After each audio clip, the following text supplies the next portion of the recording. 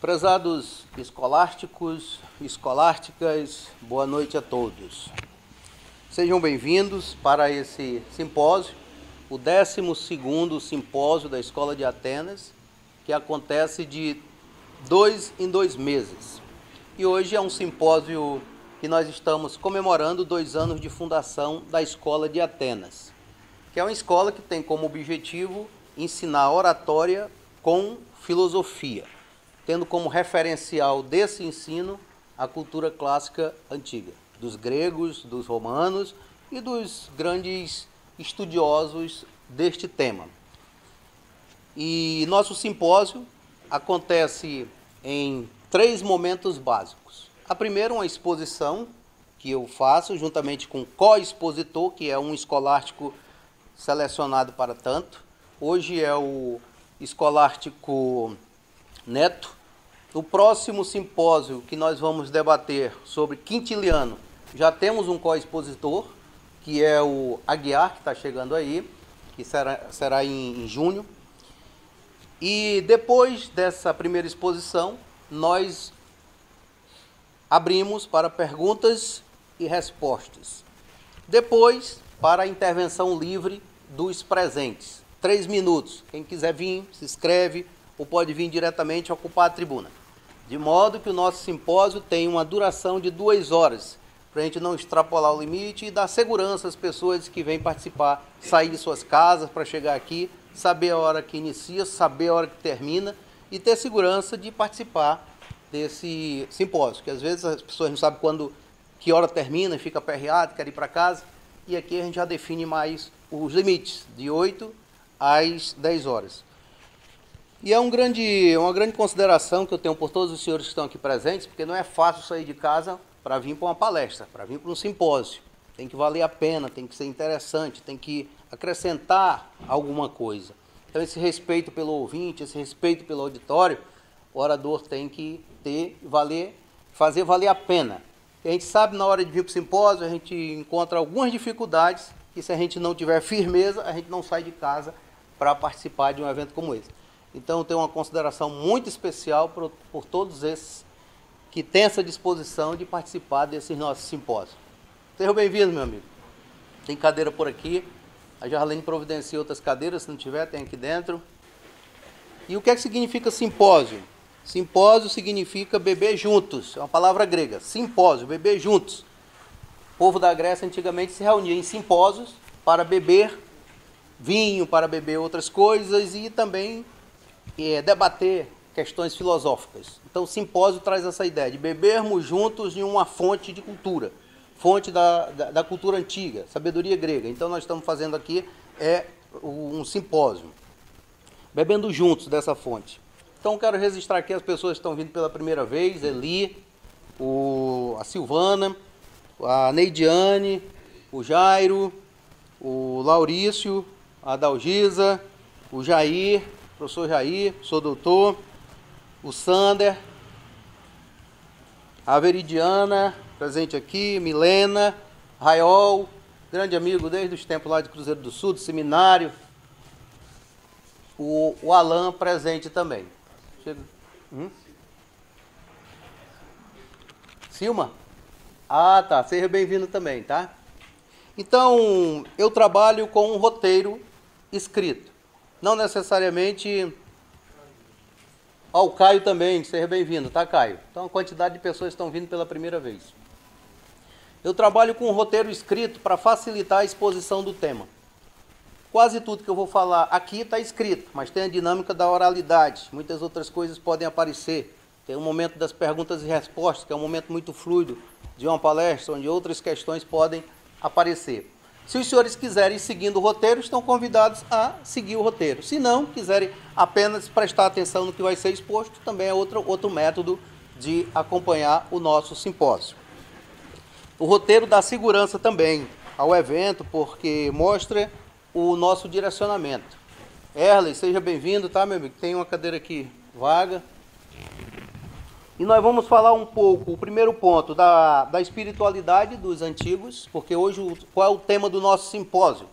Oratória e espiritualidade. A arte de falar bem segundo o sermão da 60ª, do padre Antônio Vieira. Esse é o tema do nosso simpósio.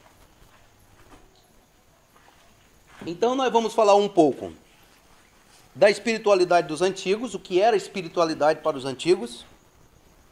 Depois, já fazendo um link com a vida e a obra do padre Antônio Vieira e a tradição retórica greco-romana dele, como padre, e a arte de falar bem propriamente dito do sermão, a arte de pregar, a arte de falar. O que diz esse sermão? Qual a importância desse sermão? Qual a atualidade desse sermão? O que esse sermão tem a nos ensinar? Depois de 400 anos que ele foi proferido, escrito e proferido, lá em Lisboa.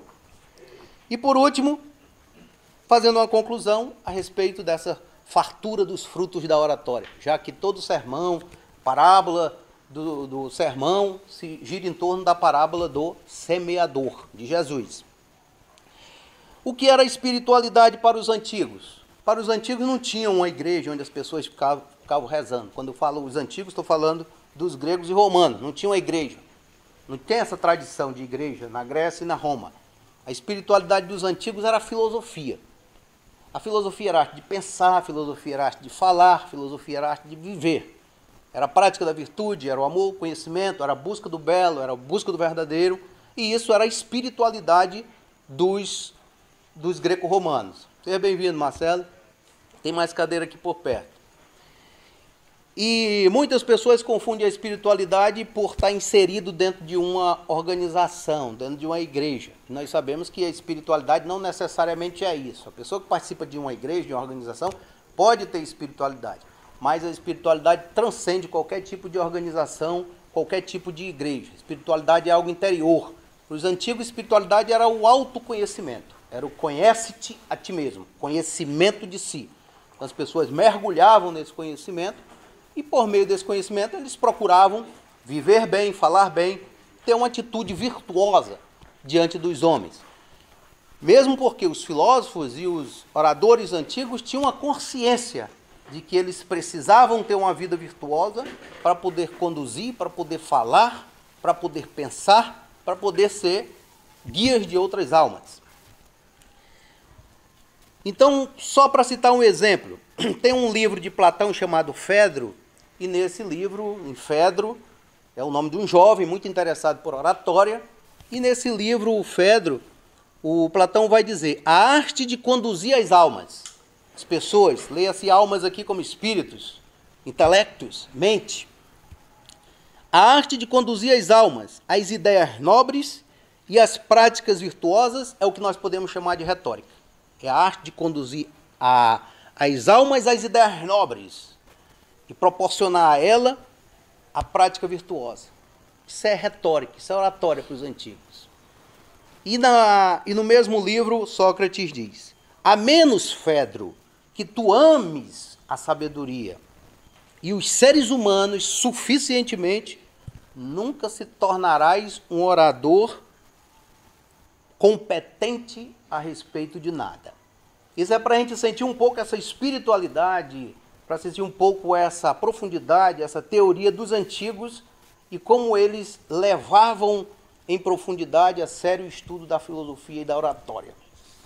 A oratória, como nós já falamos em outro simpósio do mundo antigo, era uma oratória conteudística. O homem que não tivesse conteúdo não estava autorizado a tomar a palavra na Grécia ou em Roma. Sob pena de ser vaiado, sob pena de ser desprezado, sob pena de ser seguido, sob pena de ser exposto à vergonha pública. Então, a oratória e a filosofia do mundo antigo era algo conteudística. Em Roma, por exemplo, eles vão conceituar a oratória como o orador como homem de bem, perito na arte de falar. Vir bonus dicende peritus, o homem de bem, perito na arte de falar. Então o homem ele tinha que ser um homem de bem para poder falar bem. Ele tinha que ser também falar bem para a sua condição de homem de bem valer a pena. E muitas vezes o homem de bem pode ser enganado, prejudicado, derrotado por um homem que tem uma boa articulação verbal. Ele teria que ser um homem de bem, ele tinha que saber se expressar, saber falar, para que aquilo ali pudesse ter uma ressonância social, uma ressonância política, uma consequência social de intervenção. Vir bônus de Santi Peritos. Por que eu estou falando isso? Para mostrar para todos os senhores e senhoras que essa tradição ela vai passar de mão em mão. Ela vai sair da Grécia. Isso eu estou falando antes de Cristo, estou falando século V, IV, o século III, II antes de Cristo. Essa oratória ela vai a Roma, onde vai brilhar também, porque os romanos eles vão seguir a tradição grega. Tem uma frase que diz: a Grécia conquistada, por quem? Pelos romanos, conquistou o seu rude conquistador. Nas armas Roma venceu Grécia, mas a Grécia se apoderou, se apossou plenamente de Roma pelo intelecto, pela filosofia, pela oratória. Principalmente por intermédio de Cícero, grande filósofo e tribuno romano. E depois de Roma, para onde foi essa oratória? Ela vai para os braços do cristianismo. Ela vai para os braços da igreja.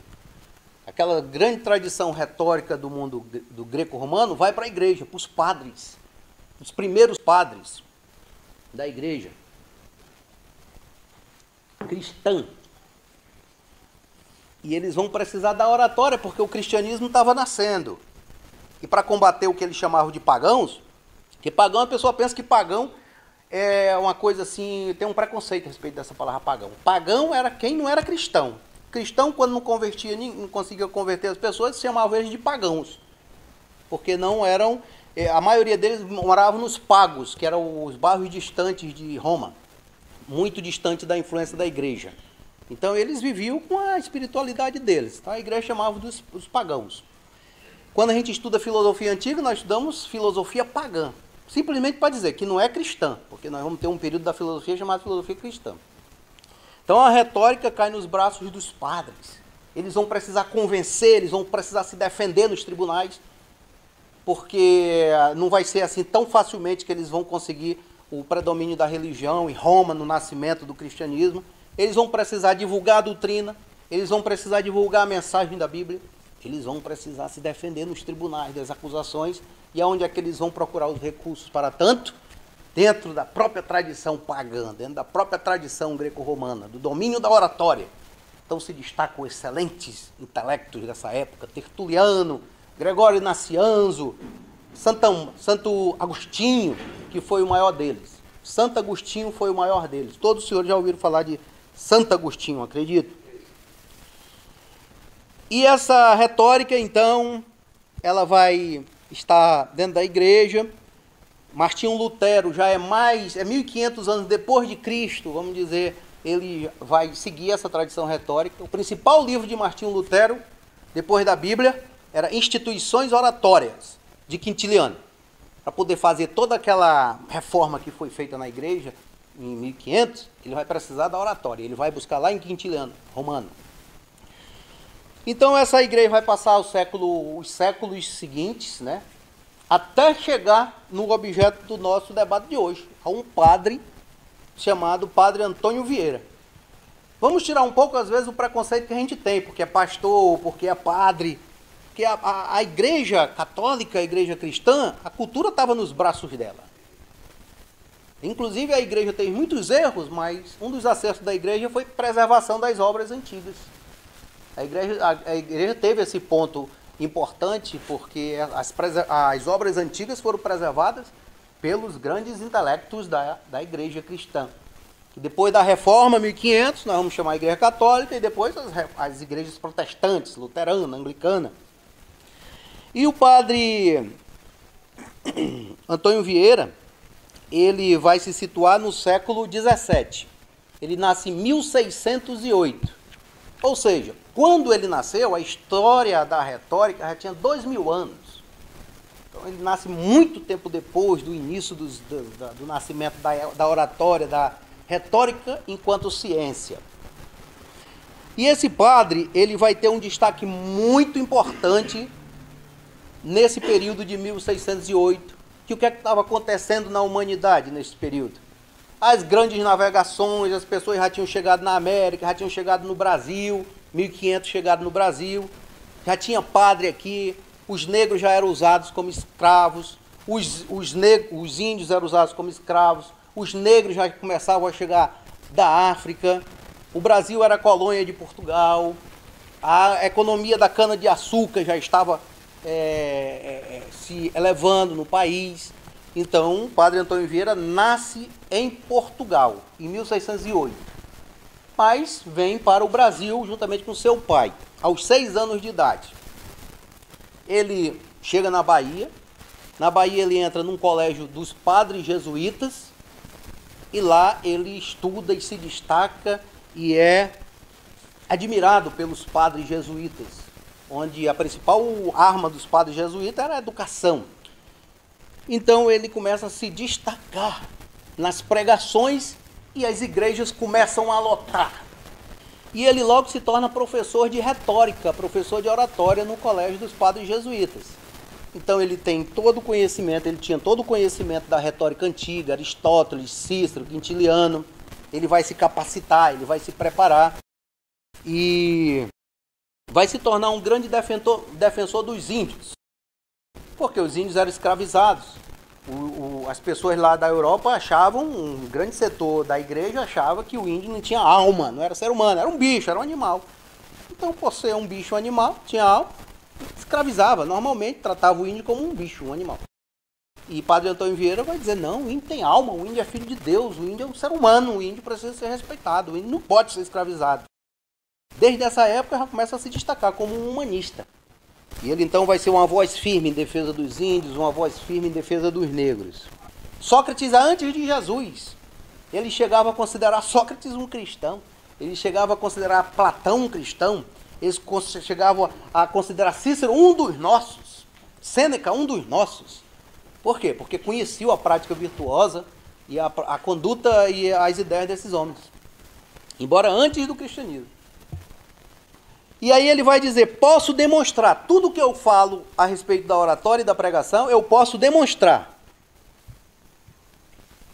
Por meio do que ensinou Aristóteles, ele vai dizer aqui no Sermão da Sexagésima, por meio do que ensinou Cícero, Quintiliano e os grandes padres da igreja, São Crisóstomo, São Basílio Magno, São Bernardo, São Cipriano, Santo Agostinho, São Gregório Nazianzo. E um homem que ele admirava muito também, Santo Antônio de Pádua, que foi um dos grandes pregadores da história da igreja. Santo Antônio de Pádua, o santo casamenteiro que nós conhecemos, foi um dos maiores pregadores da igreja. Falo Santo Antônio, claro que os evangélicos não chamam de São Paulo, Santo Antônio, São André e tal, mas santo porque é dentro dessa tradição que nós estamos falando aqui. Mas podemos falar Agostinho, podemos falar Tomás de Aquino, mas sabemos que para a igreja eles são santos. E aí, contextualizando isso, para nós entrarmos no sermão. O que é que o sermão traz para nós para nos capacitar na arte de falar, ou na arte de pregar, para quem é líder religioso? Todos nós somos pregadores. Uma vez eu fazia um júri muito polêmico, e conseguimos a absolvição do cliente, o júri lotado, muitas pessoas, aí ao final chegou uma pessoa que parecia um pastor. Aí ele disse, doutor, o senhor é um pastor? É pastor o senhor? Eu digo, não sou pastor mesmo, eu sou advogado mesmo. Mas o senhor não é um pastor, mas a nossa igreja está aberta para o senhor. Eu acho que o senhor dá um pastor muito arrumado. Então, de alguma maneira, todos somos pregadores. Quando pregamos a verdade, quando pregamos a justiça, quando pregamos uma ideia, todos nós somos pregadores. E aqui ele ensina essa arte de pregar. Então esse sermão ele foi proferido em 1655 na Capela Real, em Lisboa, para um auditório culto, auditório capacitado, um auditório ilustrado. E esse sermão ele é de um grande apuro intelectual, gramatical, espiritual, retórico, porque era um homem espiritualizadíssimo, Padre Antônio Vieira. E ele vai mergulhar no próprio cerne da oratória, a partir da parábola do semeador. É fantástico como ele vai trabalhar a retórica a partir da parábola do semeador. Um semeador saiu a semear. Aí, a partir dessa parábola do semeador, ele vai fazer... O semeador é quem? É o orador, o pregador. E ele vai começar a desenvolver como é que o orador tem que fazer para essas sementes dar frutos. E qual a grande pergunta que ele coloca no sermão? Ele vai dizer assim: tantos padres nesse mundo tem, na Europa, no Brasil, todo lugar está cheio de padre. E a gente olha e não vê os frutos dessa pregação. De quem é a culpa? Ele vai perguntar: é de Deus? É da mensagem divina? Ele vai dizer: não é. A culpa é dos ouvintes, quem está ouvindo os padres? Também não é. Porque por pior que seja a alma bruta, muitas vezes uma palavra o desperta para alguma coisa. O problema não é do ouvinte. De quem é a culpa? Dos pregadores. A culpa é dos pregadores. E ele divide o sermão em 10 partes. Na primeira parte, segunda e terceira, ele faz apanhados da parábola do semeador. Da quarta para frente, aí ele vai dizer que são 5 coisas que nós temos que ver em quem prega. Quanto à pessoa, quanto ao estilo, quanto à matéria, quanto à ciência e quanto à voz. Então, quanta coisa riquíssima tem para nós em relação a esses 5 pontos que o Padre Antônio Vieira fala. Então, hoje, o co-expositor da noite é o Neto Schwerman, é uma pessoa que é formada em Direito, né, Neto? Formou em História também, não? Teologia, é da Igreja Batista Regular, é uma pessoa frequente nos nossos simpósios, e o chamei para ele fazer uma exposição da primeira parte do sermão da 60ª. Ponto 1, ponto 2, ponto 3, que gira em torno da explicação da parábola do semeador. Depois eu retorno para explicar essas outras partes do sermão. Isso é uma forma de fazer com que a nossa escola também tenha professores, os escolares se desenvolvam. O professor Carlos foi o primeiro expositor, hoje é o Neto, depois é o Aguiar, e assim a gente vai já capacitando as pessoas da escola também para participar, se sentir responsável por essa nossa escola. Então o Neto está com a palavra, o senhor tem 20 minutos, o senhor já sabe que nós, em relação ao tempo, cobramos.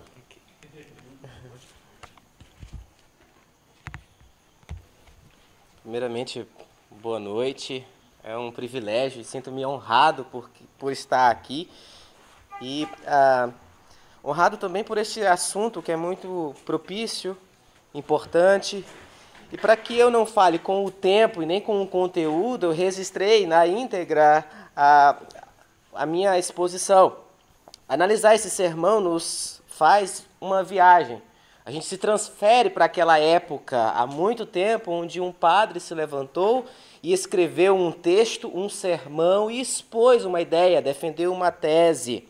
E é interessante como é atual aquilo que ele disse e como nós iremos ver a atualidade de suas palavras. Hoje, as coisas não são tão diferentes quanto naquela época, quanto aqueles que semeiam, quanto aqueles que pregam. Há muitos pregadores por aí. A própria pregação ri da atual pregação. É interessante que hoje nós vemos chuvas de salivas, mas não conteúdos de palavras. Hoje nós vemos muitas gritarias, muitas linguagens que são até difíceis de se compreender e acham que são estranhas até. Na religião há isso, há um show da fé, um culto à prosperidade, mesquinharia e aquele problema. No discurso dos antigos, há muito hoje aqui, no tempo de hoje. Muitos templos que estão até cheios de gente, mas cheios de gente vazia, de conduta, de moralidade, cheio de pessoas com corações vazios. Vieira identificou o problema e pregou sobre o problema. Há muitos indivíduos hoje que assumem o cargo de pregadores, mas fazem da própria igreja um comércio, do púlpito balcão, dos fiéis, uma clientela, do evangelho um produto a ser vendido. Há muito hoje em dia isso. E a mensagem que o semeador semeia não frutifica. Então, o texto O sermão de Antônio Vieira, ele tem base no Evangelho de Lucas, no capítulo 8, dos versos 4 a 15, onde o padre Antônio Vieira faz uma exposição de uma história, que diz o seguinte, eu vou ser bem breve naquilo que vou dizer, diz o seguinte, o texto que é base para o sermão de padre Antônio Vieira. Reunindo-se uma grande multidão, vindo Jesus, estavam acompanhando a Jesus, então Jesus começou a contar uma história. Um semeador saiu a semear.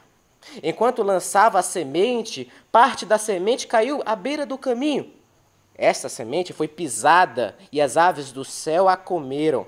Parte dela caiu sobre pedras e quando germinou, as plantas secaram porque não havia umidade. Outra parte caiu entre os espinhos e cresceram, mas os espinhos sufocaram aquela planta. Outra ainda caiu em boa terra, cresceu e deu boa colheita, e a colheita cresceu tanto, de 100 por 1. Tendo dito isso, exclamou aqueles que estavam ouvindo. Aquele que tem ouvido para ouvir, ouça. Os discípulos não entenderam e perguntaram, explica para a gente, Jesus, o que é isso? Não estou entendendo. Jesus diz, e explica o significado da parábola. A semente é a palavra, e as que caíram à beira do caminho são os que ouvem. E então vem o diabo e tira a palavra dos seus corações para que não creiam e não sejam salvos. As que caíram sob as pedras são os que recebem a palavra com alegria, mas quando ouvem, não têm raiz. Creem durante pouco tempo, mas desistem na hora da provação. E aqueles que caíram entre os espinhos são os que ouvem, mas são seduzidos, sufocados pelas preocupações, pelas riquezas, pelos prazeres. Mas aqueles que aquela semente caiu em boa terra, são corações bons e generosos, ouvem a palavra, retêm, dão fruto com perseverança. Antônio Vieira faz inicialmente no seu sermão, nos 3 primeiros, o primeiro ponto, ele faz uma motivação. Depois de ter lido, estudado o texto, ele diz algo bem interessante, com uma retórica maravilhosa, e eu vou citar aquilo que ele diz, ele comentando já no próprio sermão dele. Como uma motivação, ele diz o seguinte, para quem lavra com Deus até o sair é semear, porque também das passadas colhe fruto. Entre os semeadores do Evangelho, há uns que saem a semear, há outros que semeiam sem sair. E os que saem a semear são os que vão pregar na Índia, na China, ao Japão. E os que semeiam sem sair são os que se contentam em pregar na pátria. Todos terão sua razão, mas tudo tem sua conta. Ele expõe contundentemente que todos nós temos a missão de semear, de sair e de semear. E ainda ele continua no seu texto, no primeiro ponto do seu sermão, dizendo o seguinte, mas daqui mesmo vejo que notais, e me notais, que diz Cristo que o semeador do Evangelho saiu, porém não diz que o semeador do Evangelho retornou. E ele diz, mas pregadores evangélicos, os homens que professam pregar e propagar a fé, é bem que saiam, mas não é bem que tornem. No seu texto, no ponto 1, ele faz uma motivação, dando o caráter e exemplificando essa ideia, comentando acerca da parábola, dizendo que sim, temos uma missão, o pregador tem essa mensagem, tem esse dever, e ele vai introduzindo passo a passo o seu argumento em uma lógica precisa e envolvente. Ele faz isso também com perguntas retóricas, olha só o que ele diz. Mas pergunto, e se esse semeador evangélico, quando saiu, achasse o campo tomado, e se armasse contra eles os espinhos, e se levantasse contra ele as pedras, e se fechasse os caminhos que havia ele de fazer? Todos estes contrários que digo, e todas essas contradições experimentou o semeador do nosso evangelho. Comentando acerca do texto, ele diz isso, ele usa uma criatividade maravilhosa. Ele faz um casamento tão profundo com a sua lógica precisa, sua cultura invulgar, quando ele faz uma ligação do narrado na parábola quanto à realidade do que acontece nos seus dias. Então vejamos o que ele diz ainda quanto a esse assunto, citando aqui, abre aspas, o primeiro ponto do seu sermão. Ora, vede como todas as criaturas do mundo se armaram contra esta sementeira. Todas as criaturas quanto há no mundo se reduzem a 4 gêneros. Ele vai explicando. Criaturas racionais, como os homens, criaturas sensitivas, como os animais, criaturas vegetativas, como as plantas, criaturas insensíveis, como as pedras, e não há mais. Faltou alguma destas que se não armasse contra o semeador? E ele mesmo responde com uma forma retórica de se dizer, nenhuma. A natureza insensível perseguiu nas pedras, a vegetativa nos espinhos, a sensitiva nas aves, o racional nos homens, e notai a desgraça do trigo, que onde só podia esperar razão, ali chamou maior agravo, as pedras secaram-no, os espinhos afogaram-no, as aves comeram-no, e os homens pisaram-no. Assim ele diz. E após retratar esse trecho, ele faz uma digressão. E ele faz isso corriqueiramente no seu texto, no seu sermão. Ele traz um exemplo de um outro texto do cotidiano. Ele que tem, é claro, um link certo e seguro com aquilo que ele acabou de dizer. Essa é a retórica dele. Ele diz, ide por todo mundo e pregai a toda criatura. E ele vai desenvolvendo. Criatura, então eu prego para coisas inanimadas. E ele diz sim, de certa forma sim. Ele diz, prega a todas as nações do mundo. Ele diz, citando o próprio texto, muitas delas são bárbaras, incultas. Ele vai discorrendo acerca do assunto. E como todo bom sermão, a boa tese dele, ele conta histórias. Ele conta fato da própria vida dele. Aqui ele ilustra a verdade que ele defende através de uma experiência pessoal. Então vejamos. Abre aspas, ele diz, tudo isto padeceram os semeadores evangélicos da missão do Maranhão de 12 anos a esta parte. Houve missionários afogados, porque uns se afogaram na boca do grande rio das Amazonas, houve missionários comidos, e ele vai discorrendo um fato da vida dele, aquilo que ele experimentou e viu quando ele estava no Brasil. Ele afirma contundentemente que, assim como o semeador da parábola, ele não para a caminhada do trabalho de semear, assim ele introduz no seu sermão essa realidade, como se estivesse enganchando os seus ouvintes para uma motivação. Aqui, ele diz que a semente é a palavra de Deus. E dentro da própria estudo da homilética, podemos dizer que ele começa, a partir do ponto 2, a aplicar aquilo que ele explicou. Ele começa a aplicar o texto quando ele diz o seguinte, este grande frutificar da palavra de Deus é o em que reparo hoje, e é uma dúvida ou admiração que me traz suspenso e confuso depois que subo ao púlpito. Se a palavra de Deus é tão eficaz e tão poderosa, como vemos tão pouco fruto da palavra de Deus? Ele pergunta. Diz Cristo que a palavra de Deus frutifica 100 por 1, e já eu me contentaria com o que frutificasse 1%. Se com cada 100 sermões se convertesse e emendar a um homem, já o mundo fora santo, diz ele, no seu ponto 2. Ele finaliza o seu ponto 2, expondo aqui algumas problemáticas. Ele diz, que é isto? Assim como Deus não é hoje menos onipotente, assim a sua palavra não é menos poderosa do que dantes era. Ele é atual, né? Quanto àquilo que ele expõe, e ele continua a dizer, encerrando o seu ponto 2 no seu sermão, assim, pois se a palavra de Deus é tão poderosa, se a palavra de Deus tem hoje tantos pregadores, por que não vemos hoje nenhum fruto da sua palavra? Esta tão grande, tão importante dúvida será matéria do sermão. Quero começar pregando a mim.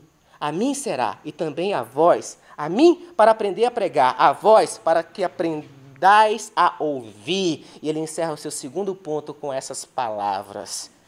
A atualidade é tremenda quando ele dispõe isso. Parece que ele está falando de coisas que ocorrem hoje aqui, em muitos lugares. Existem, como falei de início, muitas histórias daquilo que pregadores falam em púlpitos, como, por exemplo, teve um que estava lendo as Escrituras num texto onde fala da formação da mulher e ele não se percebeu, mas as páginas rolaram e foi parar nos dados da construção da arca. Ele começou assim, formou Deus a mulher, aí de 40 côvados de altura, 30 metros de comprimento, ele parou, olhou para o auditório e disse, que mulherão, hein?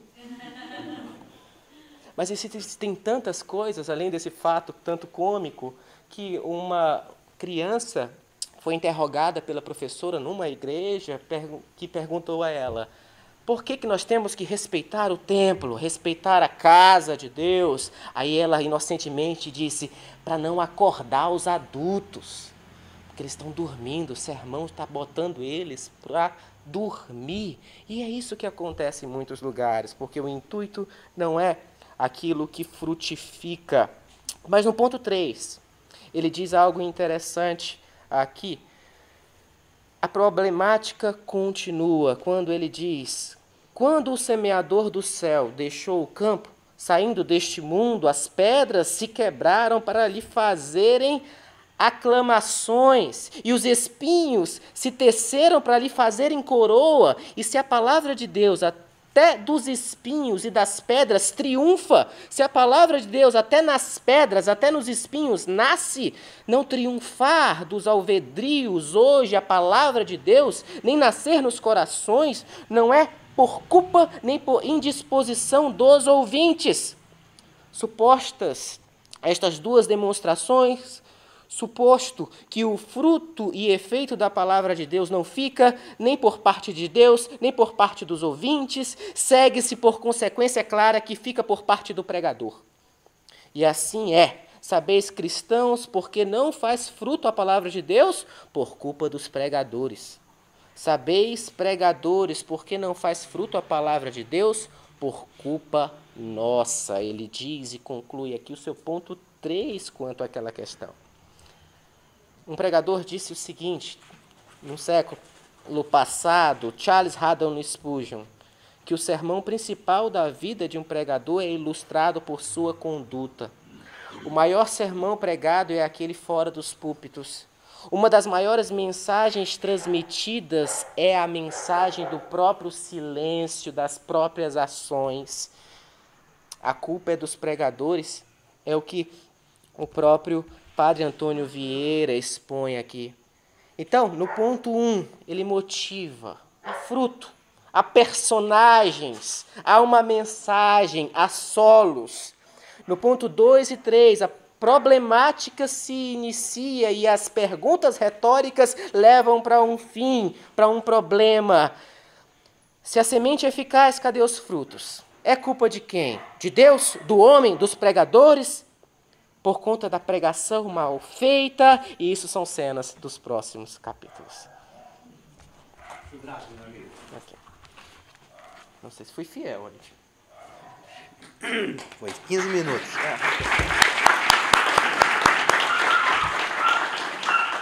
Então a pergunta que ele vai fazer, de quem é a culpa? Dos pregadores. Por que é culpa dos pregadores? Porque eles não levam em consideração 5 aspectos. O primeiro aspecto é sobre a própria pessoa do pregador. Ele vai dizer uma frase que depois ficou famosa. Sabe, padres pregadores, por que faz pouco abalo os nossos sermões? Aí ele vai dizer, porque não pregamos aos olhos, pregamos aos ouvidos. Por que convertia João Batista tantos pecadores?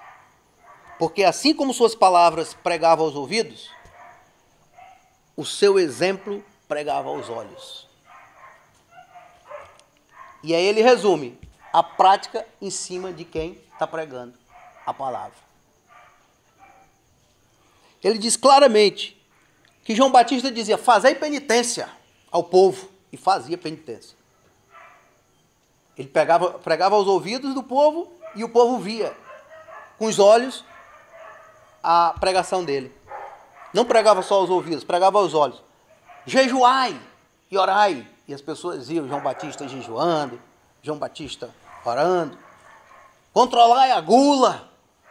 Hajam com moderação. E as pessoas viam João Batista comendo gafanhoto, mel silvestre, plantas, frutos. Então João Batista ele pregava aos ouvidos e pregava aos olhos. E o que é que acontece com os pregadores? Eles pregam apenas aos ouvidos. E aos olhos do público contradiz aquilo que eles pregaram. Então a primeira situação que ele vai detectar no pregador é essa. E aí ele resgata o conceito de retórica dos romanos. Orador é o homem de bem, é o homem virtuoso, perito na arte de falar. Quanto à pessoa, é esse o primeiro quesito. E isso não vale só para o pregador, isso vale para qualquer orador. Isso vale para um professor, isso vale para um advogado, isso vale para qualquer pessoa que toma a palavra em público. Ele tem que pregar aos ouvidos do seu auditório e ele tem que pregar aos olhos de seu auditório. Assim, o segundo requisito que ele diz, por que as pessoas não convertem? Por que não dá fruto a palavra de Deus? Ele diz quanto à pessoa e agora ele diz quanto ao estilo. Ninguém entende o que esses homens falam. Esses homens falam muito empolado, muito difícil, muito rebuscado, a gente não sabe qual é a mensagem dele.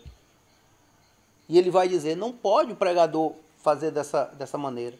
O pregador ele tem que ter um estilo simples, ele tem que ter um estilo natural,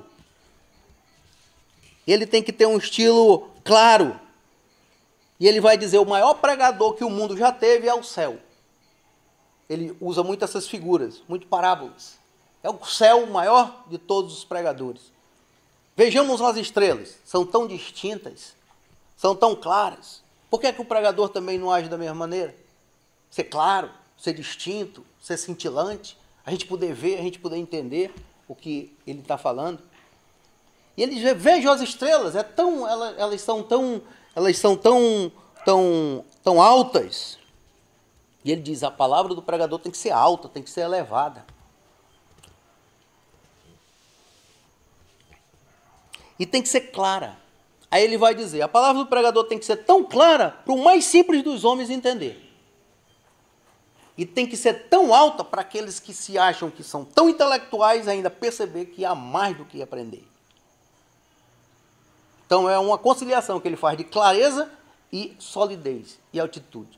Ao mesmo tempo que o sermão é conteúdo, é solidez, é conhecimento que atende o mais capacitado dos homens presentes no auditório, tão alto que alcance eles, mas que eles saibam que ainda precisa aprender muito mais, e tem que ser tão claro que o homem mais simples possa entender o que esse homem está falando, o que esse homem está dizendo, o que esse homem está pregando. Já Aristóteles vai dizer na Antiguidade Clássica, a maior virtude de um discurso é a clareza. Tire a clareza de um discurso que você tirou a alma do próprio discurso. Tirou a essência do próprio discurso. E às vezes você vai para um canto, assistir uma pregação, assistir um simpósio, assistir uma palestra na universidade, às vezes ninguém entende nada do que a pessoa está falando. Ou seja, a alma do discurso é a claridade, é a clareza. A palavra clareza vai originar a própria palavra sabedoria. Safeia é a palavra grega que vem de luminosidade, luz. Sofia vem de safeia, que por sua vez significa claridade, iluminação. Daí a origem da palavra sabedoria, Sofia. Então a maior virtude de um discurso é a clareza, é a iluminação. As pessoas entenderam o que o pregador está falando. E ele vai dizer que o próximo ponto que os pecadores erram é quanto à matéria do discurso. O objeto que vai pregar. O que é que ele vai dizer? Nós estamos pregando aqui sobre o quê? Sobre a arte de falar em público de Padre Antônio Vieira. Eu não posso me desviar do sermão e depois já está perdido lá em Sócrates, ou está perdido lá em Platão, ou está perdido em outros lugares. E o tema do meu discurso é esse. E muitas pessoas, quando pegam para falar, começam a falar de uma coisa, começam a falar outra, vai para lá, vai para cá, ninguém sabe o que é que a pessoa está falando, com qual objeto que ela quer, com qual o conteúdo que ela quer, com qual objetividade. Quando a pessoa vai falar em público, eu vou falar sobre isso, e se concentra naquele tema. E ele vai dizer, é possível variar o assunto? Sim, dentro do próprio assunto. mas que as pessoas percebam que dentro do próprio assunto tem outros assuntos mais interligados com ele. Ele critica aqui as pessoas que começam a falar de uma coisa, depois começam a falar o famoso sem pé, sem cabeça, que ninguém entende nada. Muitos assuntos, muitos temas misturados. Quando vocês forem pregar, padres pregadores, escolha um tema, um assunto, uma matéria, que fique claro para os ouvintes o que é que você está pregando, o que você está querendo dizer. Esse é o terceiro ponto. Aí ele vai dizer, ele vai fazer uma parábola aqui muito bonita da matéria com uma árvore. Ele faz essas comparações. Ele diz, a matéria, o conteúdo que você vai pregar tem que ser como uma árvore. Lá as raízes é o conteúdo, é a solidez do conteúdo, é o conteúdo inabalável, o domínio completo do conteúdo. Quando você vai falar em público sobre um assunto, você tem que dominar aquele assunto pelo menos 3 vezes mais do que daquele assunto que você está falando. Não vai dar para falar 3 vezes mais aquele assunto, mas você tem recurso de 3 vezes mais aquele assunto, porque aí dá fluência, dá condição de você falar sem preocupação, porque você entende do assunto. É o que sustenta uma árvore. Aí ele vai dizer, o tronco não tem 2 troncos. Você está vendo aqui uma árvore, no geral, né? Você nem se tem árvore que tem 2 troncos. Então tem um tronco. O tronco é um conteúdo, é uma matéria, é um objetivo.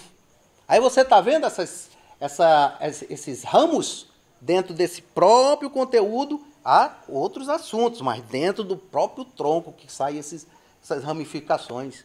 Aí você está vendo essas folhas, que folhas belas, são as palavras bem postas, as palavras benditas, as palavras que orientam, que ornamentam, que trazem beleza ao discurso. Aí ele vai dizer, mas se você quiser tirar uma vara dessa árvore, você também pode tirar essa vara, porque o discurso tem que ter vara para castigar o vício, para castigar o pecado, para converter o pecador, para transformar o criminoso, para transformar a pessoa que precisa se converter. Então o discurso ele tem esse aspecto de ser também vara, ser também chicote, ser também conversão.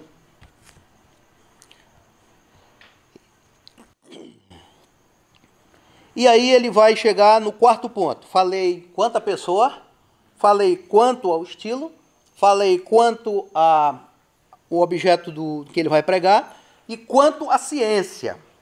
Quanto a essa ciência, ele vai dizer assim, você está pregando o quê? Conhecimento dos outros,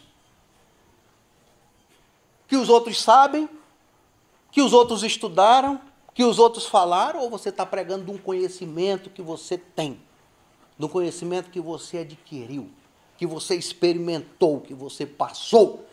Quantos passos você já deu nesse seu conhecimento? Um semeador saiu a semear, deu muitos passos. Quantos passos nós já demos no nosso conhecimento, na nossa ciência?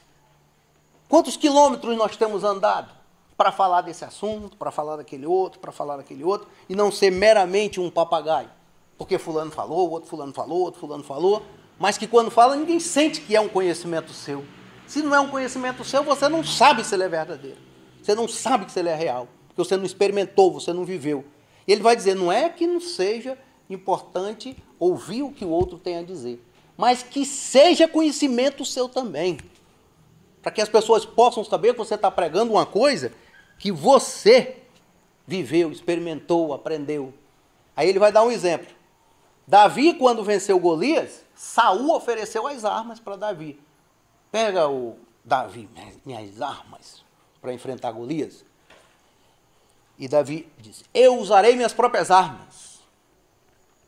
E aí ele usou aquela pedra funda e jogou na cabeça do Golias e matou. As próprias armas Davi usou, o que ele tinha, do conhecimento dele, experimentado. Ele vai dizer, o orador tem que ser assim também, o pregador também tem que ser assim. Ele sobe ombros de gigantes. Precisou de outras pessoas, mas ao mesmo tempo ele experimentou que aquilo é verdadeiro, ele sentiu que aquilo é verdadeiro. Aquilo passa a ser uma verdade dele também. Quando ele fala, é diferente. Quando ele fala, naturalmente se revela. Sócrates dizia quando as pessoas chegavam, fala para que eu te conheça. Então ele vai dizer, o que convence não é o que sai da boca de um mero repetidor do conhecimento alheio. O que convence é o entendimento próprio, é o seu entendimento. é o seu conhecimento vivido, é o seu conhecimento provado, é o seu conhecimento experimentado. Aí ele entra no quinto aspecto de uma pregação, de um pregador, de um orador. A voz. Dizem que na voz está toda a biografia de um homem. Diz que na voz está a revelação da estatura dele, do conhecimento dele, da vida dele, da prática dele. No tom da voz, toda a biografia da vida de um homem. A voz não é sempre a mesma. A voz, conforme se adquire conhecimento, a voz, conforme se adquire prática, ela vai ganhando um tom diferente, um ritmo diferente, uma textura diferente, uma acústica diferente, porque é a biografia de transformação do próprio homem. Que voz é a voz necessária para fazer uma pregação? Ele vai dizer que quando é para bradar, tem que bradar. João Batista era uma voz que bradava no deserto. Era preciso bradar para aqueles homens surdos poderem ouvir. E João Batista era um homem de gestos largos. Era um pregador do deserto. Era um homem que pregava as multidões. Ele não podia pregar na cabeça baixa. Ele tinha que bradar. Muitas vezes gritar quando é preciso. E ele vai dizer que em cada circunstância é diferente. Quando se dá uma aula é diferente de participar de um comício, participar de um tribunal do júri, fazer uma exposição. Vai depender de cada momento, cada circunstância e de como o ouvinte está esperando que aquele discurso aconteça. Dar uma palestra para 5 pessoas já é diferente de dar uma palestra para 100, 200. O movimento é maior, é mais expansivo, é mais dinâmico, é mais bradando. E ele vai dizer que nem sempre é preciso também bradar. Às vezes é preciso educar com suavidade. Ele vai citar uma frase da Bíblia muito bonita. Desça minha doutrina como chuva do céu, e a minha voz e as minhas palavras como orvalho, que se destila brandamente e sem ruído. Então, às vezes é preciso pregar mansamente. Às vezes é preciso como uma serena, uma chuva fina, que possa atingir, chegar ao coração de uma pessoa. Vai depender muito da perspectiva, da inteligência do orador, da percepção, do seu faro retórico, como dizia Quintiliano, o faro retórico do homem que prega em público, o farejo dele, para cada auditório, para cada momento, para cada assunto, para cada circunstância. Às vezes a pessoa está pegando um assunto bobo e os gestos terríveis, que não condiz com o assunto, com a gravidade, com a nobreza do que o assunto que ele está pregando. E quando ele está pregando um assunto grave, nobre, alto, ele não pode ser um morno. A Bíblia também diz, porque tu não é quente nem frio, tu é morno, eu te cuspo. Às vezes a pessoa precisa ter lado, às vezes a pessoa precisa ter postura, opção. Tu não é frio, nem é quente, é morno, então eu cuspo, te tiro de dentro de mim. E aí ele vai dizer, ao final do sermão, ele vai dizer que o sermão bom, que é uma palestra boa, que uma pregação boa, não é aquela palestra que as pessoas saem sem um choque. Palestra boa, pregação boa é aquela que faz com que as pessoas saiam com um choque, com a tomada de consciência, o exame de consciência. Mexeu em algo na pessoa, perturbou algo na pessoa, inquietou algo na pessoa, que despertou ela para conhecer, para se preparar, para se transformar, para se evoluir. Esse é o efeito de uma palestra. E ele vai dizer, nas palavras dele, pregação boa é aquela que mexe, que abala, que inquieta, que perturba, que faz o homem sair da zona de conforto, que lhe proporciona um choque de despertar, um choque de consciência. E a gente vai ver que os sermões do Padre Doutor Vieira, todos eles são para chocar, são para abalar. Ele disse, se vocês não querem me ouvir, então não vou pregar mais para vocês, vou pregar para os peixes. Aí foi lá para o mar pregar para os peixes. Ó, seus peixes, que bom que vocês estão me ouvindo. Pelo menos vocês têm 2 características muito importantes dos ouvintes. Escuto calado e não fico falando enquanto a gente está pregando. Que bom que vocês estão aí, seus peixes. É um sermão chamado Sermão dos Peixes, ou Sermão do Santo Antônio dos Peixes. Santo Antônio fez a mesma coisa. Pregou lá, ninguém queria ouvir, quiseram até matar Santo Antônio de Pádua. Ele rumou para o mar para fazer a pregação aos peixes, para o seu auditório. Jesus disse, sois o sal da terra. E aí foi pregar lá e o sal não salgava, e as pessoas quiseram foi matá-lo. Então ele disse, se os homens não querem ser o sal da terra, eu vou conversar com os peixes, porque talvez eles possam ser pelo menos o sal do mar. Então ele chocava, ele procurava chocar, ele procurava abalar, ele procurava transformar a pessoa. Todos os recursos da retórica que ele podia utilizar para mexer com o ser humano, com o seu ouvinte, com o seu auditório, ele utilizava. E aí, para a gente entrar na fase das perguntas e respostas, que sai muitas coisas boas e novas nesse momento, tem um livro antigo, um dos últimos livros da retórica grega, chamado... Muitos termos que os senhores estão vendo aqui pela primeira vez, às vezes não conseguem compreender direito, mas aos poucos vão começando a perceber as palavras, o vocabulário do mundo da retórica. Chamamos de retórica porque os gregos chamavam de retórica. Chamamos de oratória porque é a tradução de retórica para o mundo latino.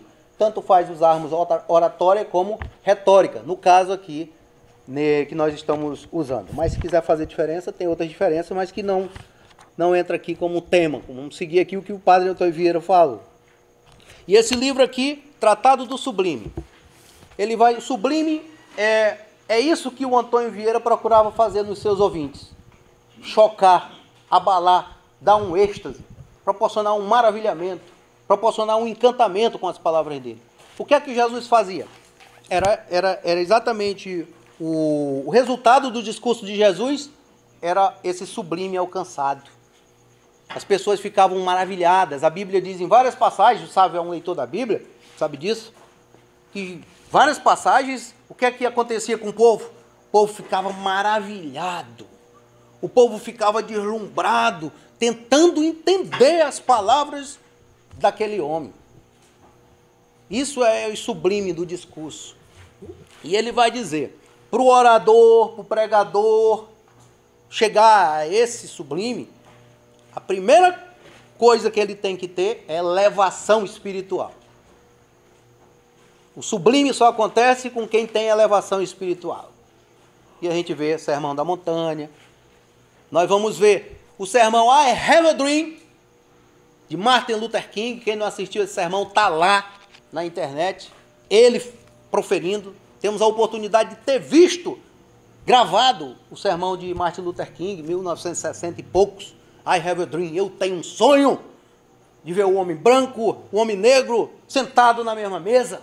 E ele vai trabalhando as parábolas da Bíblia, de Isaías, dos profetas, produzindo no meio de milhões de pessoas um dos grandes discursos da humanidade, alcançando esse sublime, o sermão I have a dream, do pastor Martin Luther King. Assista o que vale a pena, a tradução dele. É uns 8, 7 minutos, ele numa fluência verbal, como se estivesse tomado por uma força espiritual, as palavras saindo naturalmente do discurso de Martin Luther King. Um extraordinário orador. Então estava o sublime também, no sermão lá da I Have a Dream. E no sermão da 60ª, ao sublime, ao perene, ao que não morre, ao que é importante. Passa séculos e séculos, podem passar. E essas palavras do padre Antônio Vieira não foram só confinadas naquele tempo. Hoje se aplica, tudo isso aqui se aplica ao mundo da oratória. Quanto à pessoa, a prática em cima do pregador, quanto ao estilo simples, claro, natural, quanto à matéria, uma só, quanto à ciência, ter provado, experimentado o conhecimento, quanto à voz, a voz que pode encantar, a voz que não tem que ser baixa, o orador não pode falar muito baixinho, que o público fica fazendo esforço de entender. O orador perdeu a pedra principal, preciosa da oratória, que é a atenção dos ouvintes. Falou baixinho, a pessoa não entende. Vai para outro lugar. Falou muito alto, prejudica. Falou muito alto, irrita. Ele tem que encontrar a voz adequada, o ritmo adequado, porque a pessoa que fala no mesmo tom todo o tempo, cansa. Ele tem que ter, como o Antônio Vieira fazia. Às vezes a oratória dele subia, As palavras subiam, as palavras cresciam, as palavras se elevavam, mas depois ele baixava, ele falava mais intimamente, ele mudava o tom, a variedade, o som da voz. A oratória muitas vezes foi comparada com a música. Uma música não é o mesmo tom todo o tempo, dó, dó, dó, dó, dó, dó, porque ninguém aguenta. A música varia, aumenta, o ritmo diminui. A oratória é mais importante ainda do que a música, porque a música trabalha com violão, que não são instrumentos naturais, com a flauta, e a voz humana é da própria natureza, é da própria música, é da própria essência do pregador. Ela tem que ter musicalidade, ela tem que ter ritmo, ela tem que ter cadência, ela tem que ter fluência, porque é o que muitas vezes vai prender a atenção das pessoas, é a variedade, é o ritmo da voz. E concluindo, ele diz que a elevação espiritual é a primeira fonte do bem falar. Quanto mais elevado é espiritualmente o homem, quanto mais consciente é o homem, quanto mais sábio é o homem, quanto mais galgar os degraus do conhecimento de si mesmo, da espiritualidade, mais a oratória, que é fruto disso, fruto da sabedoria, da fonte fértil da ciência do bem falar, que é a divindade, que é o Logos, que é Deus. Quem é Jesus? O Verbo divino, o Logos que se fez carne. No final do sermão ele vai dizer assim: saiba o inferno, que o inferno fique sabendo. Saiba o inferno, que ainda há na terra homens capazes de lhe dar o combate, capazes de pregar a palavra de Deus, capazes de fazer a semente frutificar. Porque o céu existe para aqueles que fazem a opção pelo céu. O céu existe para aqueles que fazem a opção pelo céu. Que saibam o inferno, que esses homens hão de fazer essa terra dar frutos. E ele cita em latim: et fecit fructum centuplum. E o fruto será tanta, a colheita será tanta, e o fruto será tanto, que os homens se alimentarão dessa semente, que os homens se alimentarão dessa pregação. Muito obrigado.